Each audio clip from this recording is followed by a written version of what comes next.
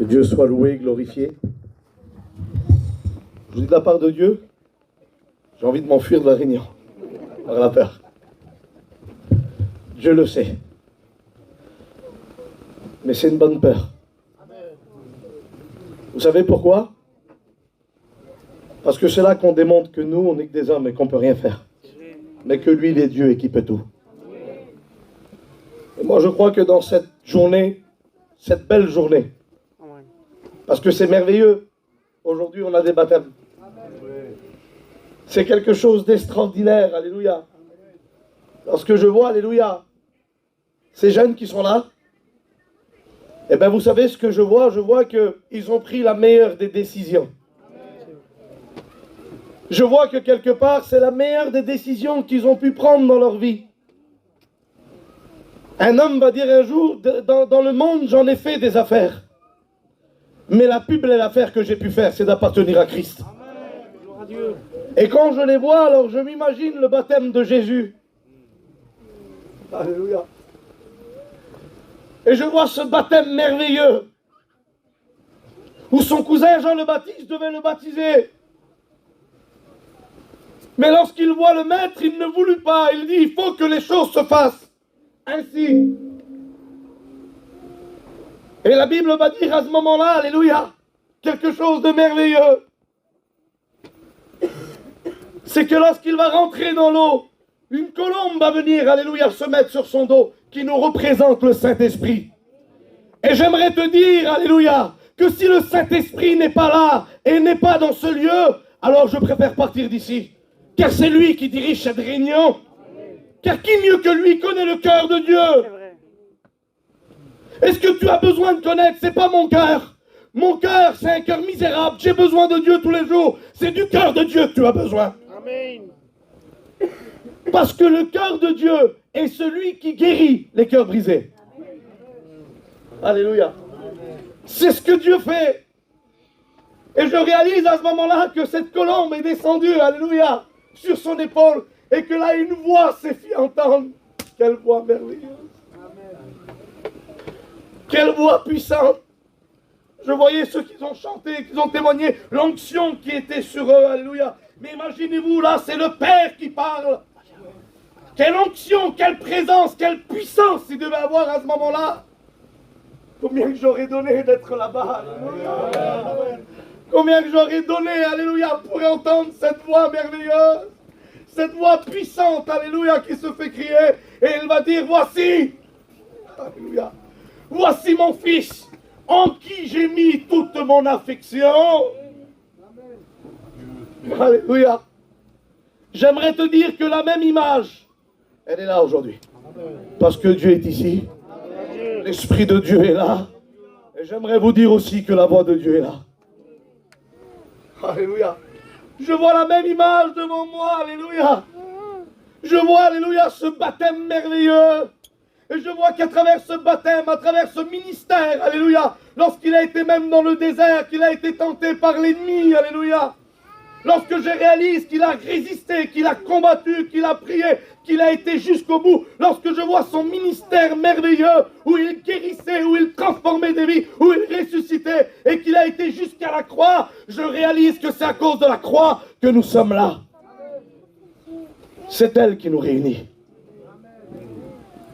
C'est à cause d'elle qu'on est là ce soir. On ne méritait rien du tout.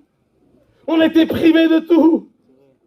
Mais j'aimerais te dire, alléluia, que Dieu désire te faire du bien. Dieu désire te bénir.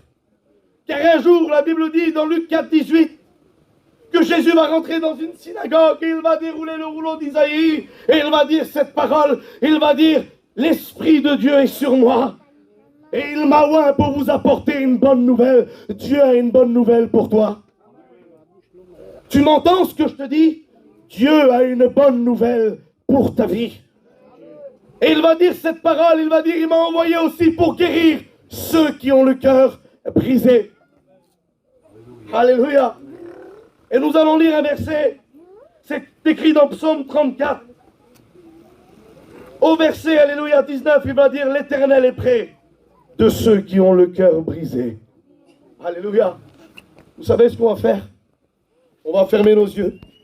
Et j'aimerais que tous mes frères serviteurs de Dieu puissent se lever, puissent me présenter devant le Seigneur. La réunion, on l'a fait ensemble. Et j'ai besoin de la grâce de Dieu. Tous mes frères, alléluia. On va prier le Seigneur ensemble. Je suis content d'être parmi vous.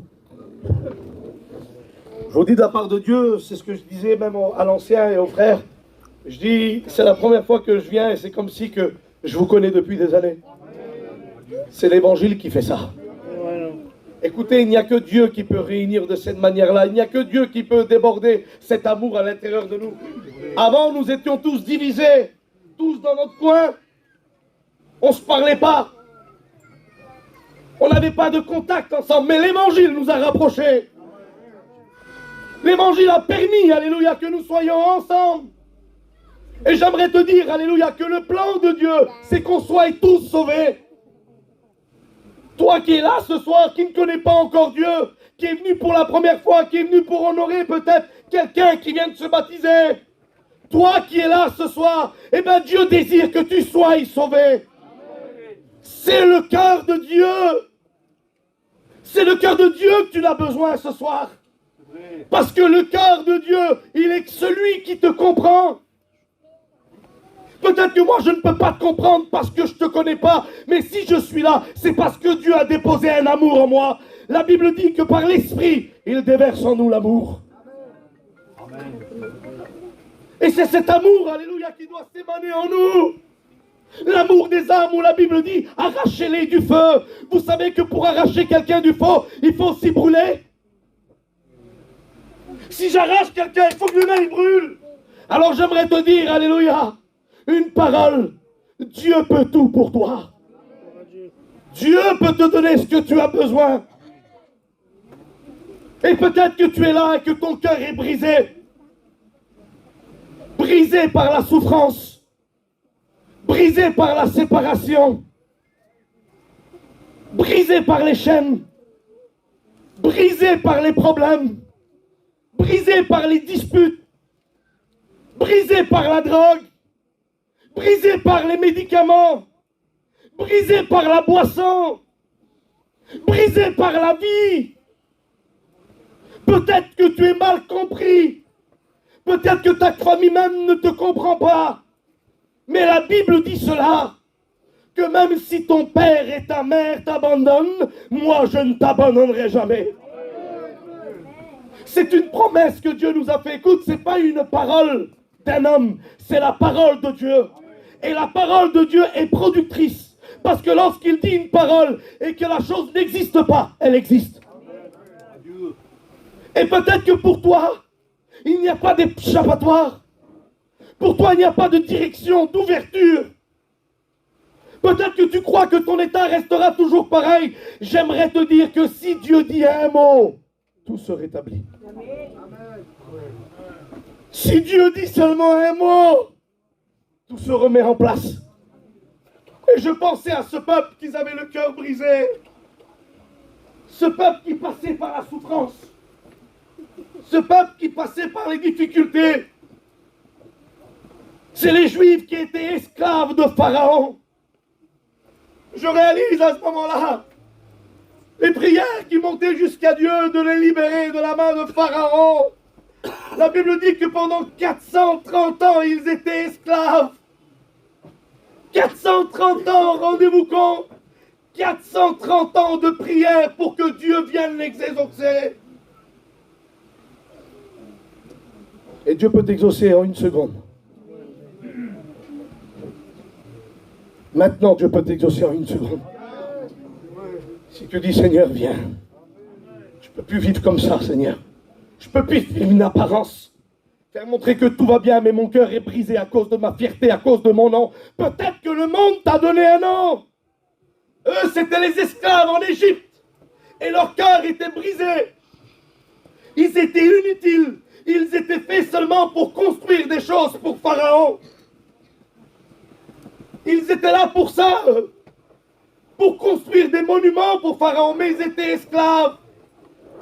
Mais 430 ans après, Dieu a écouté leurs prières. Et la Bible va dire que Dieu va choisir Moïse. Et lorsqu'il va choisir Moïse, Il va l'envoyer, vous connaissez l'histoire.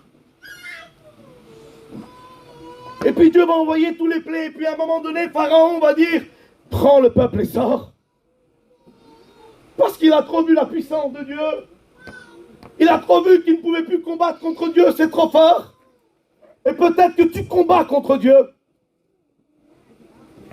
Tu combats contre Dieu parce que tu sais qu'il te veut. Mais toi, tu veux combattre contre Dieu. Laisse-moi te dire que la Bible dit qu'il résiste aux orgueilleux, mais il fait grâce aux humbles. Si ce soir, aujourd'hui, tu t'humilies, ta vie peut changer. Des ténèbres, tu peux rentrer dans la lumière. Tu peux réaliser la croix. Tu peux réaliser le plan merveilleux que Dieu a pour toi. C'est quelque chose de merveilleux. La Bible dit qu'ils vont commencer à sortir. Alléluia. Que c'est beau. Et lorsqu'ils vont sortir, la parole de Dieu va nous dire qu'ils vont faire un détour. Ils ne vont pas passer par le pays des Philistins. Ils vont faire un détour. Et lorsqu'ils vont faire ce détour, la parole de Dieu va nous dire qu'ils vont arriver devant une mer. C'est la mer Rouge. Ils étaient là devant la mer. Plus d'issue, plus de porte. Mais la parole de Dieu va dire comme ça, là, on va lire ensemble. C'est écrit dans Exode 14, au verset 5. On annonça au roi d'Égypte que le peuple avait pris la fuite. Alors le cœur de Pharaon et celui de ses serviteurs furent changés à l'égard du peuple. Et ils dirent, qu'avons-nous fait en laissant aller Israël, dont nous n'aurons plus les services? Et Pharaon attela son char et il prit son peuple avec lui. Et il prit 600 chars d'élite et tous les chars de l'Égypte. Rendez-vous compte, à ce moment-là, comment son cœur s'est endurci. Mais j'aimerais vous dire que la Bible dit, je vous donnerai un cœur nouveau. J'ôterai le cœur de pierre et je vous donnerai le cœur de chair. Et dans cette soirée, peut-être que tu es comme ça. Peut-être que ton cœur est endurci. Eh bien, j'aimerais te dire au nom de Jésus que Dieu désire prendre ton cœur et te transformer avec un cœur de chair. Un jour, je partais faire une réunion et puis je priais à Dieu. Je priais à Dieu que Dieu puisse me parler comme chaque serviteur de Dieu. Et là, Dieu me fait montrer un cœur de pierre. Et sur ce cœur de pierre, il y avait plein de choses qui dérangeaient Dieu, des choses qui n'étaient pas la gloire de Dieu. Et son cœur est devenu un cœur de pierre par la souffrance, par les difficultés. Et je voyais que ce cœur essayait de trouver du bonheur quelque part.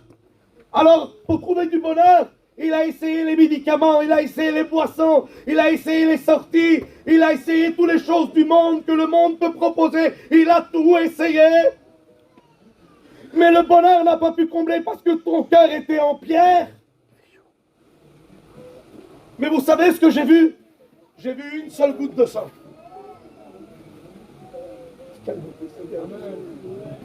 Une goutte de sang de Jésus est tombée sur ce cœur. Le cœur de pierre s'est brisé, il est devenu un cœur de chair. Et je voyais la main de Dieu tenir ce cœur, alléluia. J'aimerais te dire, alléluia, que Dieu peut changer ton passé et il peut te donner un avenir. C'est ça le plan de Dieu. C'est ça que Dieu voudrait pour ta vie. La Bible dit, alléluia, qu'ils vont arriver devant cette mer qui était là. Il n'y avait plus d'issue. Pharaon était derrière eux. Et la mer était devant eux. Ils sont sortis libres d'Égypte. Mais ils se retrouvent face à la mort. Il y a devant eux la mer. Et derrière eux Pharaon. Et pour eux, il n'y avait plus d'issue. Et peut-être que toi, tu crois qu'il n'y a pas d'issue pour toi. Mais j'aimerais te dire que le Dieu que je sers, la Bible dit, ce qui est impossible à l'homme est possible à Dieu. Il ouvre des portes là où il n'y en a pas. Il transforme des vies. C'est ce que Dieu veut faire dans ton cœur. C'est ce que Dieu voudrait t'apporter. Et puis à ce moment-là, ils étaient face à la mort. Et je me disais, Seigneur, ils sortent de l'esclavage. Et là, ils sont face à la mort. Pourquoi tu as voulu les confronter à ça? Parce que j'ai voulu leur faire montrer que je veux détruire l'Égypte dans leur cœur. Parce que je connaissais leur parler. Parce que lorsqu'il l'a emmené, alléluia, face à la mer, vous savez ce qu'ils ont répondu? Ils vont crier sur Moïse. Moïse qui est venu les libérer, ils vont crier sur lui. Vous savez ce qu'ils vont dire? Il va dire, tu nous as emmenés dans le désert pour mourir. Tu nous as emmenés dans le désert pour mourir. Alors qu'en Égypte, avec le respect que je vous dois, il dit, nous avons des sépulcres.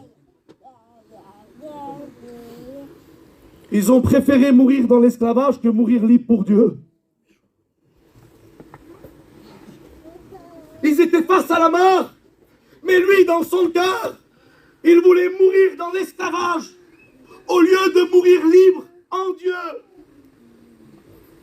J'aimerais vous dire, alléluia, qu'à ce moment-là, Dieu a fait quelque chose de merveilleux. Moïse, il va leur dire, restez tranquille. Regardez ce que Dieu va faire.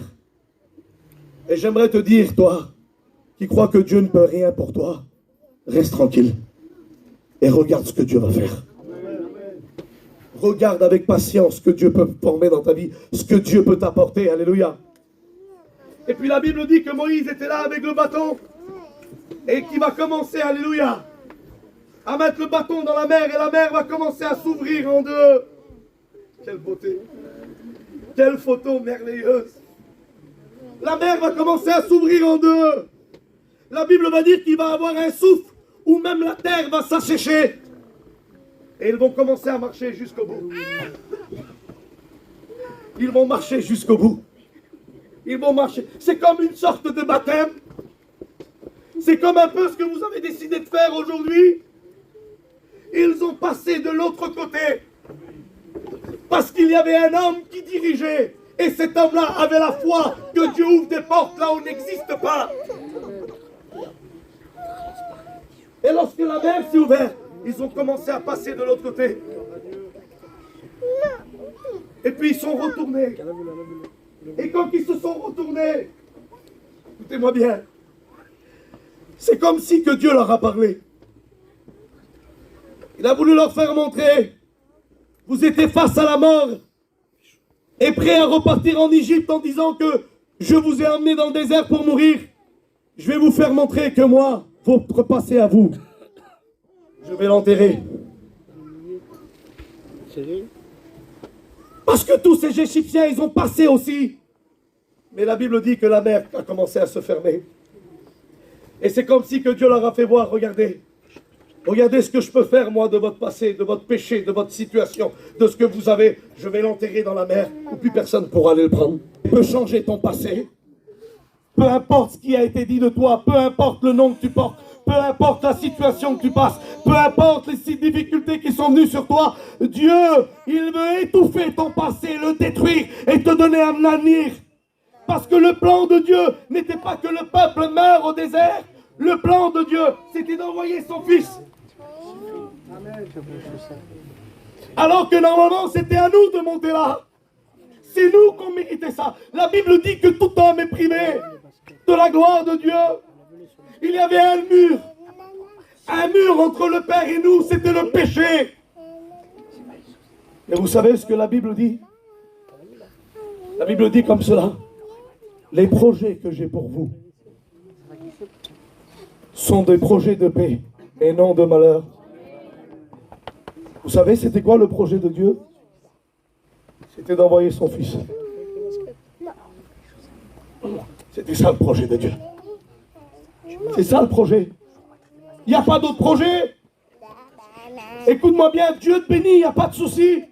Mais la volonté de Dieu, c'est pas te bénir davantage et davantage dans ce monde, parce qu'on est là pour un temps. J'aimerais te dire que le projet de Dieu, c'était qu'il a envoyé son fils. Et lorsqu'il a envoyé, il faisait beaucoup de bien, il transformait des vies. Il faisait des choses merveilleuses, mais il est monté jusqu'à la croix.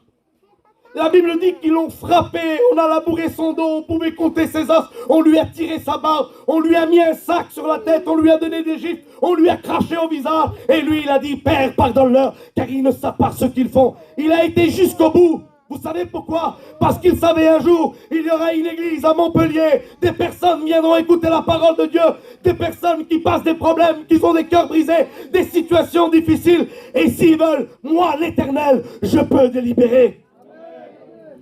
De la même manière que j'ai libéré mon peuple d'Égypte, je veux les libérer du monde. Vous savez, les Juifs, ils étaient sous l'esclavage de Pharaon, mais pour construire. Mais aujourd'hui, on est sous l'esclavage du monde et on croit qu'on dirige notre vie, que c'est nous qu'on la dirige, de la manière que nous on veut. Mais c'est moi. C'est moi qui dis comme ça. C'est moi qui veux cette vie. Mais c'est un mensonge du diable. La Bible dit qu'il est le père du mensonge. Il te fait croire que tu diriges ta propre vie, mais tu fais ce que lui il veut. C'est vrai. Tu fais ce que lui te demande. Ça serait pas mieux de faire ce que Dieu te demande? Amen. Parce que si tu fais ce que Dieu te demande, il va se passer des choses merveilleuses dans ta vie. Tu vas dire, c'est pas possible, pourquoi j'ai perdu autant de temps? C'est ça, la puissance de Dieu. C'est ça la grâce de Dieu, c'est ça la lumière de Dieu. C'est ça le bonheur que Dieu peut apporter. C'est de cette manière-là que Dieu veut te libérer. Il a été sur la croix.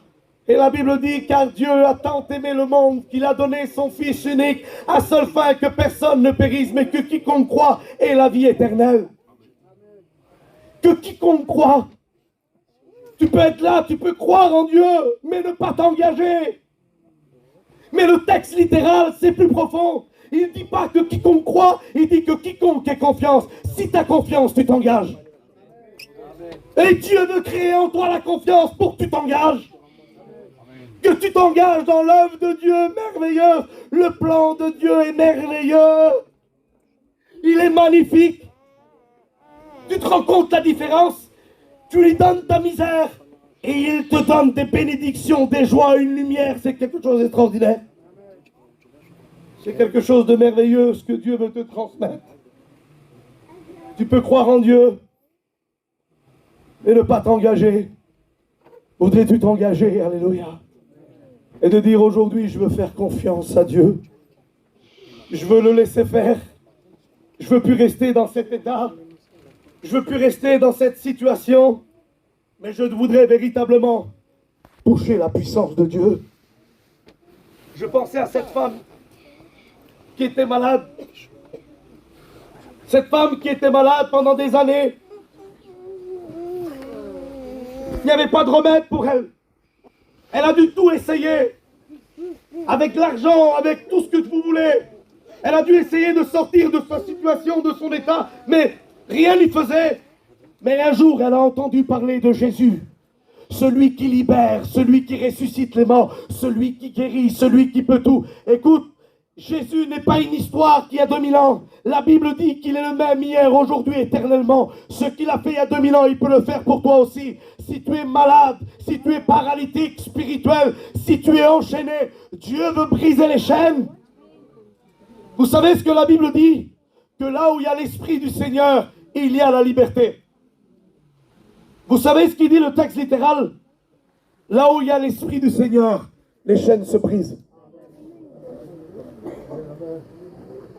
Il y a où l'Esprit de Dieu, les chaînes se brisent. Les chaînes que peut-être toi tu ne vois pas, qui sont invisibles, Dieu voudrait les briser. Il voudrait t'en détacher.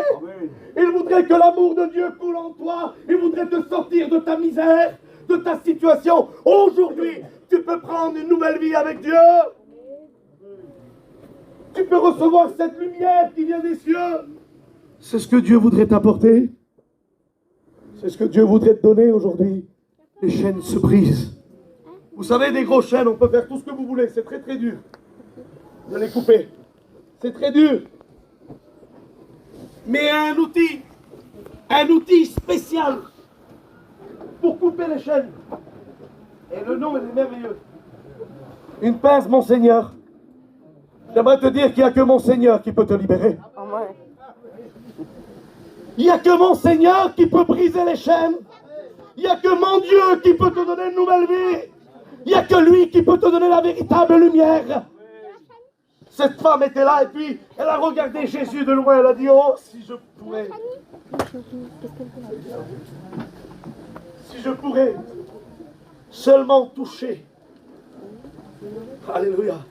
Le bord de sa robe. Vous vous rendez compte un peu la croix? Mais à ce moment-là, c'était compliqué.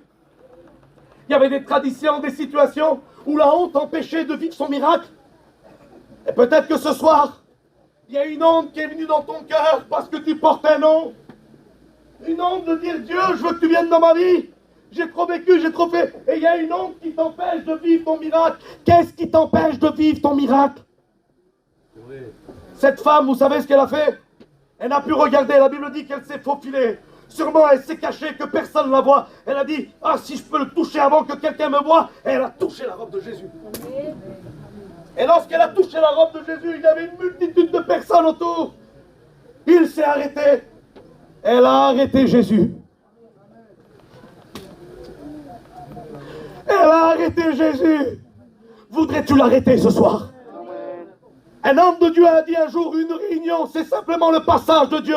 Mais s'il passe et que personne l'arrête, ça reste une réunion. Mais si tu l'arrêtes ce soir, je vais te dire quelque chose. Dieu va te donner un avenir. Amen.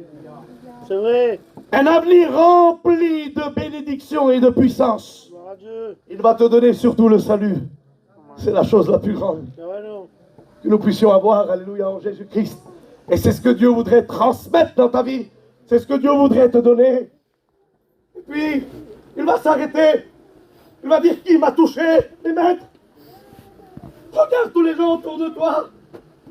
Regarde combien de monde, combien de personnes sont là. Mais tous t'ont touché. Non! Une force est sortie de moi. Veux-tu toucher Dieu pour qu'une force y sorte de lui, qu'il rentre en toi? Alléluia. C'est ce que Dieu voudrait aujourd'hui. Est-ce que tu voudrais l'arrêter? Et de dire, Seigneur, ça fait 430 ans, mais je sais que moi, un cœur vrai, une seconde, tu me libères. Une seconde. Une seconde et Dieu te libère. Adieu. Tu repars libre, rempli de joie dans ton cœur, rayonnant dans ton visage malgré les situations et les vents contraires. Tu peux réaliser la puissance de Dieu. Je réalise lorsqu'ils sont rentrés en Égypte, au désert, pardon. Ils étaient dans le désert et puis ils ont erré pendant 40 ans. Alors 430 ans en esclavage et 40 ans en désert. Mais là, c'était plus pareil. Ils étaient au désert, mais ils étaient libres. Ils étaient plus esclaves de Pharaon. Ils étaient plus esclaves du monde, du péché. Ils étaient plus esclaves de la puissance du malin. Parce que la Bible dit que Dieu est le chemin, la vérité et la vie. Amen. Mais j'aimerais te dire que le monde, c'est le chemin faux qui mène à la mort. Dieu est le vrai chemin. Amen. Et il est celui qui te donne la vie. Alléluia. Et il voudrait te donner la vie. Ils ont été dans le désert et puis j'aimerais parler à Dieu et lui dire, mais Seigneur, 40 ans dans le désert. La Bible dit que dans le désert, le jour, il fait 50 degrés. Le soir, il fait moins 20. Dans le désert, c'est très compliqué ce qui se passe. Et à ce moment-là, ils étaient là, errés pendant 40 ans dans le désert. Je dis, Seigneur, qu'est-ce que tu fais? Il dit, t'inquiète pas, parce que quand tu es avec moi, même dans le désert, moi, je peux alléger ta vie. Comment, Seigneur?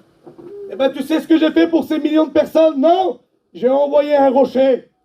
La Bible dit que Christ est le rocher de ma vie. Adieu. Ce rocher, alléluia, de l'eau est sortie. Combien de litres et de litres et de litres d'eau pour abreuver des millions de personnes. Et je les ai, alléluia, abreuvés d'eau. Et je leur ai fait montrer que je suis le rocher de la vérité sur lequel ils peuvent s'appuyer. Ils ne manqueront jamais de l'eau de la vie. Et c'est ce qu'il te propose, le Seigneur. L'eau de la vie. C'est ça qu'il veut te transmettre. Oui, mais Seigneur, qu'est-ce qui s'est passé encore? Je leur ai envoyé de la manne du ciel. Et je les ai nourris. Je ne sais pas le désert que tu passes. Je ne sais pas. Peut-être qu'il est très très dur. Il y a des hommes de Dieu qui ont vécu des déserts énormes. Et on le sait, la parole de Dieu. Peut-être que ton désert est dur, mais j'aimerais te dire, arrête de murmurer. Le désert était dur, ils ont erré pendant 40 ans, mais ils ont murmuré, au lieu de se taire. La Bible dit que c'est dans le calme et la confiance que sera ta force. Vous savez ce que la Bible dit? je l'attirerai au désert. Et là, je parlerai à son cœur. Écoute, il n'a jamais dit qu'il t'attire au désert pour que toi tu parles. Parce que si tu parles, tu vas rester dans le désert. Mais Dieu veut que tu l'écoutes. Parce qu'il n'a jamais mis qu'il t'amène au désert pour te laisser là-bas. Il t'emmène pour te parler. Comprenez ce que je vais vous dire? Dieu t'emmène au désert pour te parler. Il n'a jamais dit qu'il t'emmène pour te laisser là-bas. Si tu es là-bas, c'est parce que tu murmures. Ne dis plus rien, écoute ce que Dieu a à te dire. David l'a compris. Le roi David l'a compris. Quelque chose de merveilleux. D'Israël. Et que son beau-père cherchait à le tuer. Il avait des occasions de le tuer. Et que demain, il devienne le roi d'Israël. Un jour, il dormait. Et son serviteur était là et lui dit, écoute, regarde, tue-le, demain t'es roi. Je ne toucherai pas au roi de Dieu. Comment ça? Je ne toucherai pas au roi de Dieu. Mais tu sais que Dieu a retiré sa main. Tu sais, David, écoute, je ne ferai pas justice moi-même. C'est Dieu qui me fait justice. Je ne trierai pas, c'est Dieu qui trie. C'est Dieu qui trie. Alors je ne prendrai pas le raccourci que le diable me donne. J'attends le temps de Dieu. Attends le temps de Dieu et tu verras la gloire du Seigneur. La Bible dit qu'il va partir dans le désert, errer dans le désert. Que c'est compliqué. Mais lui, il va dire quelque chose dans le désert. Il va dire, l'Éternel est mon berger, je ne manquerai de rien. Qu'est-ce que tu dis? Dans le désert, il n'y a rien, David. Comment ça, tu... Il me dirige vers des eaux paisibles. Même pas des eaux agitées, hein, des eaux paisibles. Et David, t'es fou? T'es dans le désert? Qu'est-ce que tu dis? Dieu m'a parlé, Johnny. Et j'ai réalisé l'histoire de Moïse, que dans le désert, Dieu était pour eux un rocher. Dieu était pour eux, alléluia, la manne, le pain. Alors je sais que dans le désert, Dieu sera avec moi de la même manière qu'il était avec Moïse. Ah bon? Oui. C'est de cette manière-là que je bénis dans le désert. Peu importe ce que tu vis, je ne sais pas ce que tu vis. Mais place ta confiance en Dieu. Ayez vos regards vers Jésus-Christ. J'aimerais finir sur cette parole qui est simple. Dieu va parler à Josué, le successeur de Moïse. Et vous savez ce qu'il va lui dire? Il va dire, écoute, fortifie-toi et prends courage. Moi, je me suis posé la question, mais Seigneur, c'est toi qui fortifie. C'est toi qui encourage. C'est toi qui relève et qui bénit. Pourquoi tu lui as dit, fortifie-toi et prends courage? C'est toi qui le fais, Seigneur. Comment il peut s'encourager tout seul? Il me disait le Seigneur, écoute, quand tes regards sont sur moi, tu t'encourages tout seul. Et tu te fortifies tout seul. Parce que tes regards ne se détournent pas. Ne détourne pas tes regards de Dieu. Et toi qui es là, frères et sœurs, amis, amis, tu peux repartir avec Jésus. Frères et sœurs, tu peux recevoir ta bénédiction dans le désert. Dieu veut vous bénir. On ferme nos yeux ensemble. On prie le Seigneur. Au nom de Jésus. J'aimerais que l'ancien...